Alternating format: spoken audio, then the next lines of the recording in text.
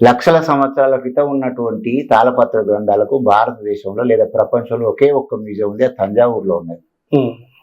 మన పాలకులకు అటువంటి చూపు లేకపోవడం చాలా బాధాకరమైనటువంటి విషయం. ఇప్పుడు 135 ఏళ్ళ చరిత్ర ఉంది కదా, ఆర్టీసీకి ఒక మ్యూజియం ఉన్నది, రైల్వేస్ లకు మ్యూజియం, డివిజన్ వైజ్ ఉన్నాయి వాటికి.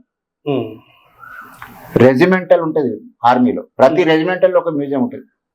సైకిళ్ళకు మ్యూజియం ఉన్నది. మరి సింగరేణికి ఎందుకు ఉండదు? సింగరేణికి ఉండాలి కదా. 135 సంవత్సరాల చరిత్ర, భారతదేశంలో అత్యధిక రెవెన్యూను కలిగినటువంటి సంస్థ ఇది. సిఐఎల్లో ఉన్నటువంటి మొత్తం చూస్తే ఇక్కడ మనకు ఒకప్పుడు 1,16,000 మంది. భారతదేశంలో రైల్వేస్ తర్వాత అతిపెద్ద ఉద్యోగాలు ఇచ్చిన సంస్థ ఓన్లీ బొగ్గు భారతదేశంలో. సార్, ఇప్పుడు సింగరేణి సంస్థకి ఒక మంచి నాయకుడు, బలమైన నాయకుడు, కార్మిక బిడ్డ, ప్లస్ చిన్న స్థాయి నుంచి వచ్చిన వ్యక్తి సిఎండి ఉన్నారు, బలరాం నాయక్ గారు. అంటే ఇప్పుడున్న పరిస్థితుల్లో అయితేనే మ్యూజియం ఏర్పాటు సాధ్యం అవుతుందని మీరు అనుకుంటున్నారు? నేను ఈ సందర్భంగా బలరాం గారికి ఒక విషయం తెలియదు. ఒక్కొక్క ఎండి ఒక్కొక్క ముద్రను వేసిపోయిండు.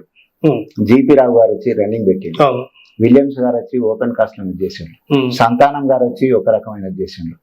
ఇట్లా ఈ చరిత్ర చెప్పుకుంటూ పోతే చాలా పెద్దగా అవుతుంది. సో జిపి రావు గారికి ఒక అవకాశం వచ్చింది తన జీవితం లోపల, సింగరేణి ఎండిగా ఉన్నటువంటి ఈ కాలం లోపల తన జీవితంలో కూడా ఒక పేరును నిలబెట్టుకునే అవకాశం వచ్చింది. అది మ్యూజియం ఏర్పాటు చేయడం. తాను ఐఆర్ఎస్గా కింది స్థాయి నుండి చదువుకొని వచ్చిండు.